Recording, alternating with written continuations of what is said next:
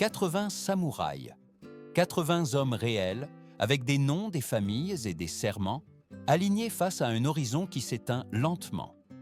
Ce n'est pas une métaphore poétique, c'est littéral. Au loin, la mer commence à s'obscurcir, non pas à cause des nuages ou d'une tempête, mais à cause des voiles.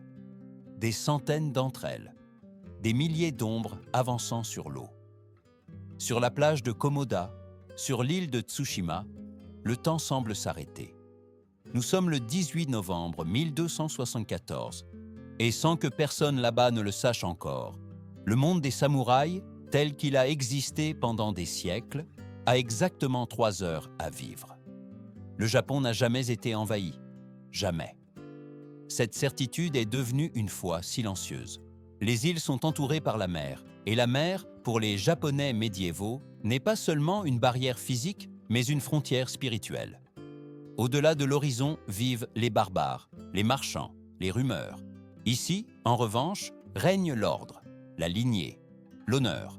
Les samouraïs ne sont pas de simples soldats. Ils sont la colonne vertébrale morale d'une société qui croit profondément que la manière de combattre définit la valeur de la vie et de la mort. À Tsushima, cette croyance n'est pas abstraite. 80 samouraïs protègent l'île sous le commandement de So Sukekuni, le Jito, le gouverneur militaire. 80 pour garder les temples, les rizières, les villages de pêcheurs, les femmes, les enfants et les personnes âgées qui ont confiance en une vérité simple. Tant que les samouraïs sont ici, rien de vraiment terrible ne peut arriver. Le danger, quand il arrive, a toujours un visage humain. Des pirates, des rebelles, jamais une mer entière avançant contre vous. Mais ce matin-là, les guetteurs ne voient au pas de bateaux isolés. Ils voient une ligne infinie. Compter n'a plus de sens. 10, 20, 100. L'esprit se rend avant les chiffres. Sukekuni observe depuis une falaise et comprend quelque chose qu'aucun entraînement ne peut adoucir. Ce n'est pas une incursion. Ce n'est pas une punition. C'est une invasion. 80 contre des milliers. L'arithmétique est cruelle, mais ce n'est pas ce qui pèse le plus. Ce qui est vraiment insupportable, c'est le dilemme qui s'ouvre. Fuir est possible. Une petite embarcation peut traverser jusqu'à Kyushu, prévenir le shogunat, sauver sa vie. Mais fuir signifie abandonner l'île sans résistance, livrer un port, permettre à l'ennemi d'avancer sans opposition et, surtout, accepter que l'honneur puisse être négocié lorsque les chances sont minces. Rester implique autre chose. Cela implique de mourir. Sukekuni le sait. Ces hommes le savent. Il n'y a pas d'illusion de victoire. Pas de stratégie secrète. Il n'y a qu'une seule décision qui définira comment ce moment sera commémoré si quelqu'un survit pour le raconter. Qu'est-ce qui a le plus de valeur quand tout est perdu? La vie ou le sens que nous donnons à cette vie? Alors que les navires s'approchent et que le son de la mer se mêle au craquement du bois ennemi, les samouraïs ajustent leurs armures. Ils ne prient pas pour gagner. Ils prient pour ne pas se décevoir eux-mêmes. Aucun d'eux n'imagine encore qu'ils ne défendent pas seulement une île, mais qu'ils agissent comme le premier sacrifice d'une guerre qui changera le Japon pour toujours. Pour comprendre pourquoi 80 hommes ont accepté une mort certaine, il faut remonter 7 ans en arrière. Car cette tragédie ne commence pas sur une plage, ni même avec une flotte. Elle commence par une lettre. Année 1267. Un messager étranger arrive sur les côtes du Japon, porteur d'un document scellé d'autorité impériale. Ce n'est ni un marchand, ni un explorateur. C'est la voix écrite de Kublai Khan, le souverain le plus puissant du monde connu, héritier d'une lignée qui a soumis des empires entiers et étendu sa domination des steppes aux confins de l'océan. La lettre est brève, directe et profondément inquiétante. Elle parle de relations amicales entre grands et petits royaumes, d'équilibre, d'ordre. Mais sous ce langage formel se cache un message sans équivoque: reconnaître la suprématie de l'Empire mongol ou faire face aux conséquences. Ce n'est pas une proposition. C'est un avertissement soigneusement rédigé pour ressembler à de la diplomatie. Le shogunat de Kamakura reçoit le message et l'analyse froidement. Le Japon, à ce moment-là, vit enfermé dans son propre système. L'empereur est une figure symbolique. Les clans guerriers se disputent le pouvoir réel. Et le shogunat gouverne à travers des équilibres fragiles. Accepter la lettre signifierait plus que payer un tribut. Cela signifierait reconnaître l'existence d'une autorité supérieure en dehors des îles. Une humiliation politique qui pourrait rompre le délicat ordre interne. La décision qu'ils prennent est extraordinaire. Ils ne négocient pas, ils ne répondent pas, ils n'envoient pas d'émissaires. Ils gardent simplement le silence. Un silence absolu. Pour le Japon, c'est une affirmation de souveraineté. Pour Kublai Khan, c'est une insulte intolérable. Pendant 6 ans, le message est répété. De nouvelles lettres traversent la mer, chacune avec un ton plus dur, moins cérémonieux. Et pendant 6 ans, le Japon répond avec la même arme, l'absence de réponse. Ce n'est pas seulement de l'orgueil, c'est un pari dangereux basé sur une profonde conviction. Personne ne peut arriver jusqu'ici. La mer protège. Elle l'a toujours fait. Cette erreur n'est pas militaire, elle est psychologique. Le shogunat confond isolement et sécurité. Il croit que la distance géographique équivaut à une immunité historique. En termes modernes, c'est l'illusion qu'un système qui n'a jamais été testé ne peut pas échouer. Le Japon n'a jamais affronté d'invasion extérieure, par conséquent, il suppose qu'il n'en affrontera jamais. Pendant ce temps, de l'autre côté de la mer, Kublai Khan n'interprète pas le silence comme de l'indépendance, mais comme un défi. Dans la logique impériale mongole, permettre à un royaume mineur d'ignorer un ordre, c'est ouvrir la porte à la désobéissance généralisée. La Corée a déjà été soumise, la Chine aussi. Le Japon ne peut pas devenir un symbole de résistance passive. Ainsi, tandis qu'à Kamakura le silence devient politique, dans les ports coréens commence quelque chose que les Japonais ne voient pas, n'entendent pas et n'imaginent pas. Des chantiers navals travaillant jour et nuit, des hommes recrutés de force, des plans qui ne respectent ni les codes d'honneur ni les rituels de combat. Seulement des objectifs, des chiffres et des itinéraires. Le choc qui s'annonce n'est pas seulement entre armées. Il est entre deux manières opposées de comprendre le pouvoir. Le Japon croit que la dignité protège. L'Empire mongol croit que l'obéissance s'impose. Et au milieu de cette différence irréconciliable, le destin de Tsushima est déjà scellé, bien que personne sur l'île ne le sache encore. Alors que le Japon se réfugie dans son fier silence, croyant que la mer suffit comme défense, de l'autre côté de l'horizon se prépare une force qui ne comprend ni ne respecte ses croyances. Dans les ports de Corée, sous domination mongole, l'activité est constante, bois coupé à la hâte, hommes recrutés sans possibilité de refuser, chantiers navals improvisés travaillant jour et nuit. Il n'y a ni cérémonie ni discours héroïque, seulement des ordres, des délais et des punitions pour ceux qui ne s'y conforment pas. Kublai Khan ne prépare pas une expédition de punition symbolique. Il prépare une démonstration absolue de pouvoir. Une flotte capable de transporter des dizaines de milliers d'hommes à travers la mer, quelque chose qu'aucune armée n'avait tenté à cette échelle dans cette région. Mongols, Chinois et Coréens sont intégrés dans une même machine militaire. L'origine importe peu, seule la fonction. Archers, infanterie, marins. Chaque pièce a une place précise. Ici apparaît la différence fondamentale entre les deux mondes. Pour les samouraïs, la guerre est une extension de l'honneur personnel. Le combat est une scène où l'individu démontre sa valeur, où le nom et la lignée importent autant que la victoire. Pour les Mongols, en revanche, la guerre est un problème technique. Il ne s'agit pas de savoir qui vous êtes, mais de l'efficacité de votre mort pour briser l'ennemi. Les tactiques reflètent cette mentalité. Formation serrée, attaque coordonnée, utilisation d'armes conçues non pas pour impressionner, mais pour déstabiliser psychologiquement. Explosion, bruit, confusion. Il n'y a pas de place pour le duel ni pour la gloire individuelle. Tout est pensé pour briser la volonté de l'adversaire avant même de le vaincre physiquement. Le Japon n'a aucune information à ce sujet. Ses samouraïs s'entraînent comme toujours. Ils perfectionnent le tir à l'arc, le maniement du katana, la discipline intérieure. Ils méditent sur la mort digne, sur la façon d'affronter la faim sans crainte. Ce qu'ils ignorent, c'est que l'ennemi qui approche ne valorise ni ne reconnaît ce type de préparation. En termes modernes, c'est comme s'entraîner pour un combat rituel, tandis que l'autre camp se prépare à une guerre industrielle. La flotte appareille finalement en octobre 1274. Des centaines de navires avancent vers l'est, couvrant la mer comme une ombre en mouvement. L'objectif n'est pas encore le Japon continental. La première étape est Tsushima, une petite île stratégique située entre la Corée et Kyushu. La prendre signifie avoir une base, un point d'appui, une porte ouverte vers le cœur de l'archipel. Du point de vue mongol, Tsushima est un obstacle mineur. 80 défenseurs contre des milliers d'envahisseurs. Un calcul simple. Mais du point de vue japonais, Tsushima est un symbole, c'est la première ligne.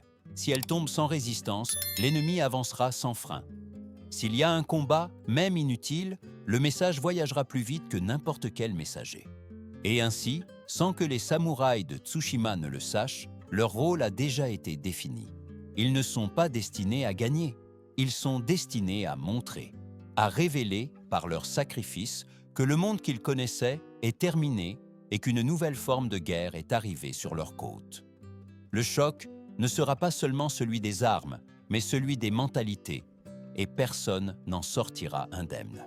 Le matin du 18 novembre, la flotte apparaît devant Tsushima comme une vision impossible. Il n'y a pas de temps pour de longues réunions, ni pour des messages cérémoniels. Les guetteurs courent, les tambours résonnent, et Sosukekuni rassemble ses hommes. 80 samouraïs forment un demi-cercle face à la mer. Certains sont des vétérans de conflits internes, d'autres n'ont guère goûté au combat réel. Tous comprennent la même chose. Ils ne reverront pas le lever du soleil suivant. La décision est déjà prise, non pas parce qu'ils croient pouvoir arrêter l'invasion, mais parce qu'ils comprennent quelque chose de plus profond. S'ils fuient, personne à Kyushu ne comprendra l'ampleur du danger. On pensera qu'il s'agit de pirates, d'une énième escarmouche. S'ils résistent, ne serait-ce que quelques heures, le message sera clair. Ce n'est pas une attaque mineure. C'est le début de quelque chose qui peut effacer le Japon tel qu'il existe. Lorsque les premiers navires touchent le sable de Komoda, le contraste devient brutal. Les guerriers qui descendent ne cherchent ni regard ni défi. Ils avancent en bloc compact, boucliers en avant, archers derrière.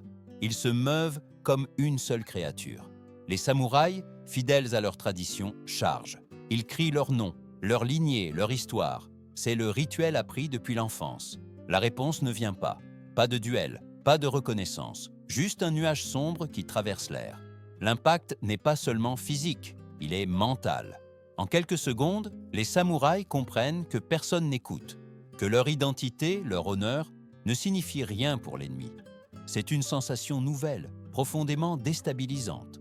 Comme parler une langue que personne d'autre ne comprend pendant que tout s'effondre autour de vous. Parmi les défenseurs se trouve Takesaki Suenaga. Il chevauche en tête, convaincu que le combat suit des règles partagées. Il attend un adversaire qui s'avance pour l'affronter face à face. Au lieu de cela, le chaos l'enveloppe. Il tombe, le sol, le sable, le bruit. Il ne sait pas ce qui s'est passé. Il sait seulement que le monde ne se comporte pas comme il le devrait. Certains samouraïs tentent de s'adapter. Ils attaquent en petits groupes, ils cherchent des flancs. Mais la différence numérique est écrasante et la coordination mongole ne se brise pas. Chaque avance japonaise est absorbée, encerclée, neutralisée. Pas de gloire, pas d'exploit à chanter, juste une pression constante qui pousse vers la fin. Alors, il se passe quelque chose que personne à Tsushima n'a jamais expérimenté. Un son aigu traverse l'air, suivi d'une explosion qui secoue le sol et l'esprit. Ce n'est pas de la magie, ce n'est pas un châtiment divin, mais c'est ce que l'on ressent. Les chevaux paniquent, les hommes hésitent, la peur se propage plus vite que n'importe quelle blessure. À cet instant, les samouraïs comprennent qu'ils n'affrontent pas seulement une autre armée, mais une forme de guerre qui rend obsolète tout ce qu'ils croyaient sacré. Sukekuni observe ses hommes tomber un à un. Aucune retraite n'est possible, aucun sauvetage. Il ne reste qu'une dernière action qui définira son rôle dans cette histoire. Il rassemble ceux qui peuvent encore tenir debout et avance. Non pas pour vaincre, mais pour boucler la boucle. Pour montrer que, même si le monde change, il y a des décisions qui sont encore prises en toute conscience. La défense de Komoda ne dure pas 3 heures parce que c'est héroïque. Elle dure 3 heures parce que 80 hommes décident de ne pas reculer alors que tout indique qu'ils devraient le faire. Et dans ce court laps de temps, suffisant pour qu'un message s'échappe vers Kyushu, le vieux Japon commence à mourir, laissant place à quelque chose qui n'a pas encore de nom. Lorsque la résistance sur la plage se brise, l'invasion de Tsushima entre dans sa deuxième phase. Il ne s'agit plus de combattre des guerriers, mais d'imposer une certitude. Les Mongols sécurisent la côte et avancent vers l'intérieur avec un calme méthodique. Il n'y a pas de précipitation. Le temps joue en leur faveur. Chaque colline prise, chaque sentier contrôlé, confirme une vérité inconfortable. L'île est isolée et personne ne viendra la sauver. Pour les habitants de Tsushima, le silence devient assourdissant. Les temples ferment leurs portes, les villages se vident à moitié. Des familles entières s'enfoncent dans les forêts et les grottes, avec ce qu'elles peuvent transporter. D'autres tentent de s'échapper par la mer dans de petites embarcations, espérant que la nuit ou la distance les protégera. Beaucoup n'y parviennent pas. La mer, qui fut pendant des siècles une alliée, est désormais une frontière surveillée. Ici apparaît le visage le plus efficace de l'Empire, la terreur comme langage. Non pas une terreur chaotique, mais soigneusement conçue pour voyager plus loin que n'importe quelle armée. Les Mongols ont appris, au cours de décennies d'expansion, que dominer l'imagination de l'ennemi est aussi important que dominer son territoire.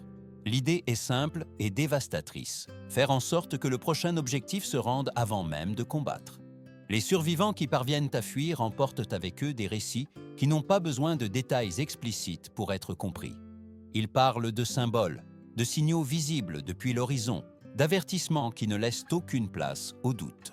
En quelques heures, Tsushima cesse d'être seulement une île conquise et devient un message flottant destiné au reste du Japon. Cependant, au milieu de l'occupation, il se passe quelque chose que les Mongols ne contrôlent pas entièrement. Avant que la défense ne s'effondre complètement, un messager parvient à s'échapper.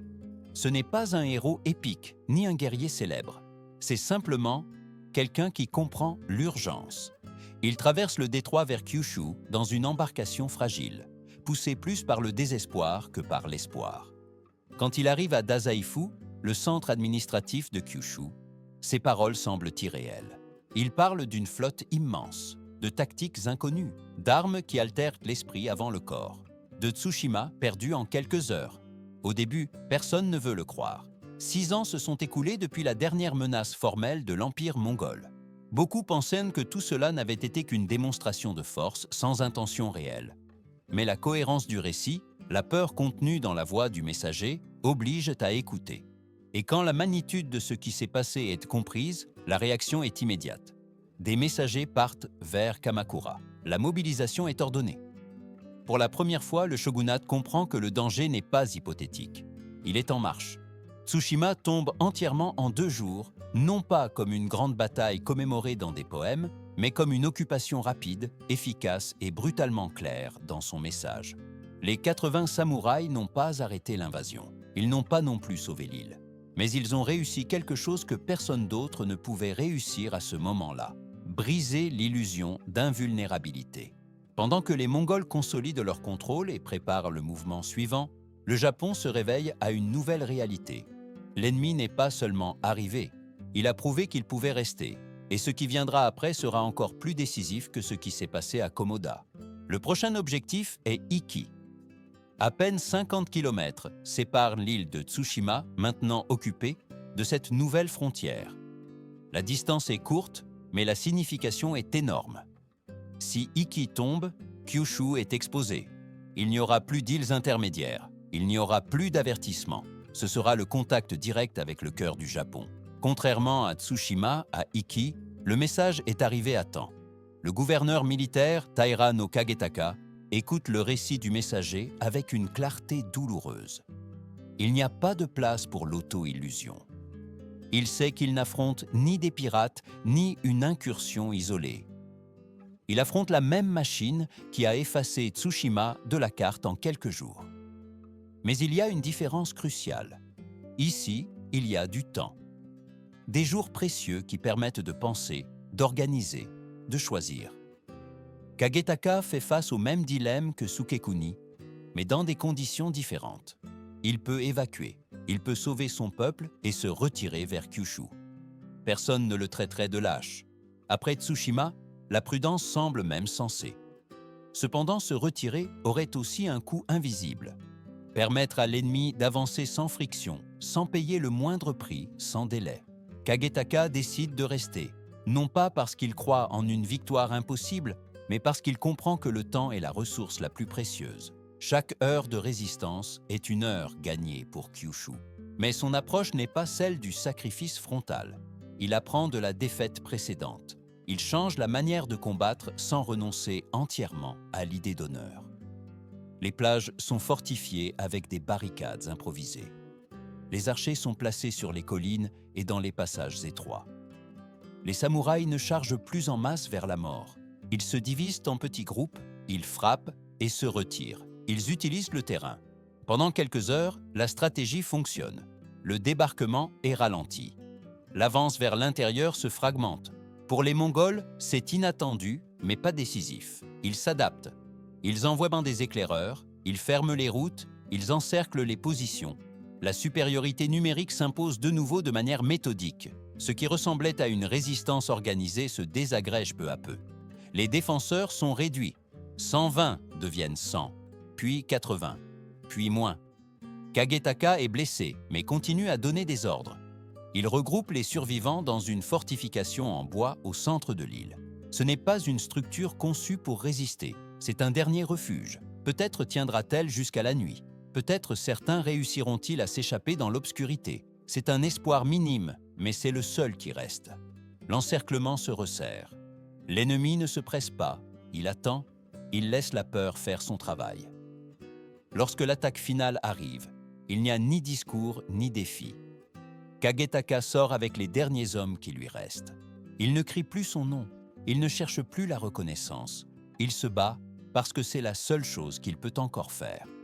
Iki tombe en un jour. Comme Tsushima, elle devient un avertissement, mais aussi une leçon. Contrairement à la première île, ici la résistance a été différente, plus consciente, plus stratégique, insuffisante pour changer le résultat, mais suffisante pour démontrer quelque chose d'essentiel. Le samouraï qui survit en s'adaptant peut être plus dangereux que celui qui meurt en suivant un ancien scénario. Avec Tsushima et Iki perdus, le Japon ne peut plus feindre la surprise. L'invasion n'est pas une menace future. C'est un fait présent qui avance avec une logique implacable. Et maintenant, inévitablement, le chemin mène à Kyushu. Le 23 novembre 1274, la flotte apparaît devant la baie de Hakata, sur la côte nord de Kyushu. C'est le plus grand débarquement que le Japon ait connu jusqu'à ce moment. Des milliers d'hommes, des centaines de navires, une présence qui semble remplir l'horizon entier. Mais quelque chose est différent. Cette fois, la côte n'est ni vide ni confuse. Il y a de la préparation, il y a une tension contenue, et surtout, il y a une conscience. Les samouraïs de Kyushu ont écouté les récits de Tsushima et Iki. Ils n'attendent point plus de duels ni de gestes rituels. Ils comprennent que charger en solitaire est une sentence inutile. Ils restent en position, ils observent, ils attendent. Lorsque l'ennemi approche, ils répondent en groupe, de manière maladroite, imparfaite, mais coordonnée. Ce n'est pas élégant, ce n'est pas glorieux, c'est nécessaire. L'avance mongole continue, mais pour la première fois, elle paie un prix visible. Chaque tronçon de plage conquis exige des efforts. La nuit tombe et aucun des camps n'obtient une victoire définitive. Les envahisseurs contrôlent soit la côte, mais n'ont pas pénétré profondément. Les défenseurs se replient sur les collines voisines. Ils sont épuisés, blessés, mais vivants. La guerre, pour la première fois, n'a pas été un sacrifice unilatéral. Alors, le ciel change. Les nuages s'accumulent rapidement et le vent commence à souffler de la mer. Au début, ce n'est qu'un désagrément. Puis, cela devient un avertissement. Pour les marins, le son du vent est un langage ancien. Ils reconnaissent le danger trop tard.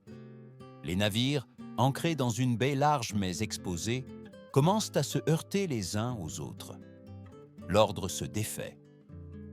Pendant la nuit, la mer cesse d'être un scénario passif et devient un acteur principal. Le vent s'intensifie. Les vagues grossissent. Les embarcations perdent le contrôle. Sur terre, les hommes luttent pour se tenir debout. Les tentes s'envolent. Le feu s'éteint. Au milieu du chaos, les samouraïs se déplacent avec prudence. Ils ne cherchent pas une bataille ouverte. Ils profitent de la confusion, attaquent et se replient, disparaissent dans l'obscurité. À l'aube du 24 novembre, la scène est méconnaissable. La baie est couverte de débris, des mâts brisés, du bois éparpillé, des navires chavirés. De l'immense flotte, seule une partie reste à flot. Les envahisseurs restés à terre sont démoralisés, sans ravitaillement clair, sans voie de retraite sûre. Le commandant mongol comprend la situation avec brutalité. Continuer est intenable. L'ordre arrive rapidement. Retraite immédiate. Abandonner l'équipement, abandonner les blessés, abandonner l'ambition. Les navires caves qui peuvent naviguer s'éloignent vers la Corée. Les Japonais observent depuis la côte sans comprendre entièrement ce qui s'est passé. Ils n'ont pas gagné par supériorité numérique ni par un plan magistral. Ils ont gagné parce que la mer a décidé d'intervenir. Dans les temples de Kyushu, les moines ont prié sans relâche depuis le début de l'invasion.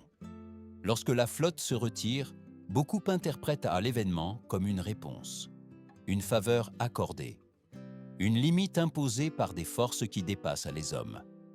Le vent reçoit un nom qui perdurera des siècles, kamikaze, le vent divin. Mais à ce moment-là, plus qu'un mythe, c'est une sensation collective de soulagement absolu. Le Japon a survécu, pas intact, pas invaincu, mais vivant. Et cette survie, aussi fragile qu'inattendue, changera pour toujours la manière dont le pays se comprend lui-même et le monde qui l'entoure.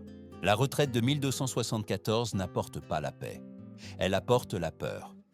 Le Japon a survécu, mais la victoire semble incomplète, presque inconfortable. Tsushima et Iki sont dévastés. Des milliers de civils ont disparu. L'ennemi n'a pas été vaincu au sens classique. Il est simplement parti. Et tous comprennent l'implication la plus inquiétante. Il peut revenir. À Kamakura, le shogunat entre dans un état de tension permanente. Le régent Hojo Tokimune, jeune pour le poids qu'il porte, comprend que le pays a gagné du temps, pas de la sécurité. Si la première invasion était une épreuve, la suivante ne le sera pas. Kublai Khan ne tolère pas les défaites, et encore moins une retraite provoquée par des facteurs échappant au contrôle humain. La logique impériale exige une réponse plus grande, plus définitive. Commence alors une transformation silencieuse mais profonde. Pour la première fois de son histoire, le Japon se prépare à une guerre totale contre un ennemi extérieur. Non pas une série de conflits entre clans, mais une menace qui oblige à penser en tant que nation. La construction de murailles de pierre est ordonnée le long de la baie de Hakata. Kilomètre après kilomètre, paysans et artisans érigent des défenses de 2 mètres de haut destinées à empêcher un débarquement facile. Ce n'est pas une œuvre glorieuse. C'est épuisant, forcé, coûteux, mais c'est nécessaire. En même temps, les samouraïs changent leur entraînement. Ils apprennent à combattre en groupe, à coordonner les attaques, à renoncer à certains moments à l'impulsion du duel individuel. Pour beaucoup, cela ressemble à une trahison de l'esprit traditionnel. Mais la réalité a déjà montré que s'accrocher à une idée pure de l'honneur peut être une manière élégante de disparaître. Dans les temples, l'activité est constante. Bouddhistes et prêtres shintoïstes interprètent la tempête comme un signe. Le kamikaze cesse d'être un simple événement et commence à devenir un récit. Un récit qui calme la peur, qui donne un sens au chaos, qui suggère que le Japon n'est pas seul face au monde. La foi devient un bouclier psychologique aussi important que les murailles de pierre. Pendant ce temps, de l'autre côté de la mer, Kublai Khan bouillonne de fureur. La retraite n'a pas endommagé son empire de manière irréversible, mais elle a entaché son prestige. Si le Japon reste invaincu, d'autres territoires pourraient interpréter que le pouvoir mongol a des limites. Cela n'est pas acceptable. La réponse est claire. Une invasion encore plus grande, impossible à ignorer, impossible à résister. La construction d'une flotte sans précédent est ordonnée. Non pas des centaines, mais des milliers de navires. Non pas des dizaines de milliers, mais plus de 100 000 hommes. La Corée et la Chine sont pressurisées à l'extrême. Des chantiers navals travaillant sans relâche, du bois utilisé avant de sécher, des équipages recrutés de force. C'est une mobilisation colossale qui épuise les ressources et la patience, mais qui répond à une obsession, prouver que la mer ne peut vaincre un empire.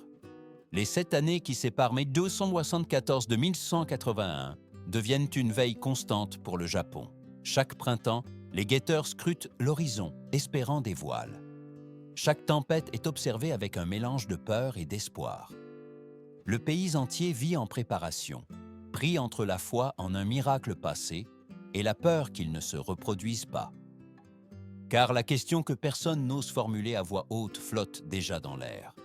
Que se passe-t-il si les dieux gardent le silence la prochaine fois? L'été 1281 arrive chargé de présages. Les rapports des espions japonais confirment ce que Tokimun craignait depuis des années. La nouvelle invasion est en marche. Ce n'est pas une seule flotte, mais deux. L'une appareille de Corée avec des dizaines de milliers d'hommes. L'autre part du sud de la Chine, encore plus grande. Le plan est simple sur le papier et presque impossible en réalité. Converger devant Kyushu et écraser les défenses japonaises par pure magnitude. La première flotte arrive avant. Ses commandants, impatients et confiants, décident de ne pas attendre. Ils croient que la rapidité compensera tout manque de coordination. Lorsqu'ils tentent de répéter la route d'il y a 7 ans, ils découvrent que le Japon n'est plus le même. Tsushima et Iki ont été évacués. Il n'y a pas de civils sans protection. Il y a des samouraïs préparés à la guerre irrégulière, cachés dans les forêts et les collines. Chaque avancée rencontre une résistance. Non pas une bataille décisive, mais une succession constante d'attaques brèves, épuisantes, impossibles à anticiper. Lorsqu'ils atteignent finalement Hakata, la surprise est encore plus grande. Là où il y avait autrefois des plages ouvertes, il y a maintenant des murailles de pierre. Derrière elles, des milliers de défenseurs. Les tentatives d'approche s'avèrent coûteuses. L'assaut frontal échoue. Les envahisseurs sont contraints de rester sur leurs navires, ancrés devant une côte hostile, attendant des renforts qui n'arrivent pas. Les jours se transforment en semaines. La chaleur de l'été pèse. L'eau potable se fait rare. Les maladies se propagent rapidement dans les embarcations saturées. Le moral s'érode. Chaque nuit, de petites embarcations japonaises s'approchent en silence. Elles ne cherchent ni gloire ni affrontements ouverts. Elles attaquent, causent des dommages, disparaissent. La peur s'installe. Dormir devient impossible. À la mi-juillet, la deuxième flotte apparaît finalement à l'horizon. Des milliers de navires supplémentaires, des hommes frais, de nouveaux drapeaux. La force combinée semble enfin imparable. Mais l'attente a eu un coût. Beaucoup sont épuisés, d'autres sont malades. Et coordonner une masse humaine aussi énorme demande un temps qui n'est plus en abondance. Les commandants décident de se regrouper avant l'assaut final. C'est une décision logique, c'est aussi fatal. Le 14 août, le ciel commence à s'obscurcir à nouveau. Les nuages n'arrivent pas dispersés, mais organisés, tourbillonnant avec une intention que les marins reconnaissent immédiatement. Le vent augmente. Les ordres se croisent. Lever l'ancre, s'éloigner de la côte, chercher le large. Mais déplacer des milliers de navires n'est ni rapide ni ordonné. Le vent s'intensifie. Les vagues atteignent des hauteurs qui semblent irréelles. Les embarcations se heurtent, se séparent, se perdent les unes les autres. La nuit tombe et la mer se transforme en un espace sans repère. Pas de ligne, pas de formation, juste la survie individuelle au milieu d'une force qui ne distingue ni drapeau ni hiérarchie.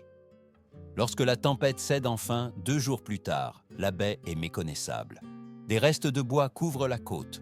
Les navires qui restent à flot sont peu nombreux. Les hommes qui survivent sont piégés, sans ravitaillement ni réel espoir de retraite organisée. L'invasion la plus ambitieuse du monde médiéval a été anéantie sans une bataille décisive. Le Japon a survécu de nouveau. Mais cette fois, l'ampleur de la catastrophe laisse une empreinte plus profonde. Non seulement une attaque a été arrêtée. La conviction que la force absolue garantit la victoire a été brisée. Et dans ce silence postérieur à la tempête, naît une certitude inquiétante. Même les empires peuvent être fragiles lorsqu'ils sont confrontés à des limites qu'ils ne comprennent pas. Lorsque la mer se calme et que les nuages se dispersent, ce qui reste n'est pas le triomphe, mais le silence. Sur les plages de Kyushu, les samouraïs observent les débris que l'océan a rendus. Fragments de bois, voiles déchirés, objets sans propriétaire. L'invasion est terminée, mais il n'y a pas de célébration. Personne ne se sent avoir gagné une guerre. Le Japon a été sauvé, oui, mais pas par une supériorité claire, ni par une victoire conçue par des mains humaines. Des milliers d'hommes partis de Corée et de Chine, seule une fraction parvient à revenir. Pour l'Empire mongol, le désastre n'est pas seulement militaire, il est psychologique. La mer devient une frontière redoutée, un espace imprévisible qui ne peut être soumis par la discipline ou les chiffres. Kublai Khan reçoit les nouvelles dans sa capitale et comprend quelque chose qu'il n'avait jamais eu à accepter. Il existe des limites qui ne sont pas conquises. L'idée d'une troisième invasion s'estompe lentement, noyée par le coût humain, économique et symbolique. Au Japon, le vent reçoit définitivement son nom, kamikaze. Non pas comme simple phénomène naturel, mais comme explication collective. Le pays a besoin de croire qu'il a été protégé, qu'il n'a pas survécu par hasard. Le mythe offre réconfort et sens. Il renforce une identité. Le Japon comme terre spéciale, défendue par des forces invisibles quand tout semble perdu, mais sous cette narrative sacrée, des fissures apparaissent. Des milliers de samouraïs ont combattu, ont risqué leur vie et attendent maintenant des récompenses, des terres, de la reconnaissance. Le shogunat, épuisé par des années de fortification et de mobilisation, ne peut pas tenir ses promesses. Le trésor est vide. La victoire, paradoxalement, affaiblit le gouvernement. La loyauté commence à s'éroder. Les questions deviennent dangereuses. Si ce sont les dieux qui ont sauvé le Japon, à quoi sert le pouvoir humain? Parmi les survivants se trouve Takesaki Suenaga, le samouraï qui est tombé sur la plage de Komoda et a vécu pour le raconter. Sa survie ne fait pas de lui un héros immédiat. Dans une culture où mourir est glorieux, rester en vie peut être un fardeau. Pour défendre sa place dans l'histoire, Suenaga fait quelque chose d'inhabituel. Il commande un rouleau illustré qui raconte les invasions telles qu'elles furent, sans ornement héroïque. Le Moko Shurai Ekotoba ne célèbre pas la victoire. Il montre la peur, la confusion, la défaite partielle. C'est à la fois mémoire et justification. Ce geste révèle une vérité inconfortable. Les histoires qui survivent ne sont pas toujours les plus précises, mais celles qui correspondent le mieux à ce qu'une société a besoin de croire. Pendant des siècles, le kamikaze sera rappelé comme une intervention divine. Bien plus tard, dans une autre guerre, ce même mythe sera invoqué à nouveau, avec des conséquences tragiques qui démontreront qu'aucun vent ne protège éternellement ceux qui confondent foi et invulnérabilité. Les 80 samouraïs de Tsushima ne savaient rien des mythes futurs. Ils ne savaient rien des tempêtes ni des légendes. Ils savaient seulement qu'ils avaient un choix. Fuir ou rester. Vivre ou défendre un sens. Ils ont choisi de rester. Ils n'ont pas sauvé le Japon à eux seuls. Ils n'ont pas vaincu le plus grand empire du monde. Mais ils ont gagné du temps. Ils ont envoyé un avertissement. Ils sont devenus un symbole. 80 contre des milliers. 3 heures sur une plage oubliée. Une décision prise sans garantie de sens. C'est peut-être la seule chose que l'histoire retient finalement. Non pas qui avait raison, ni qui était le plus fort, mais quelle valeur nous choisissons de défendre lorsque le résultat est déjà décidé.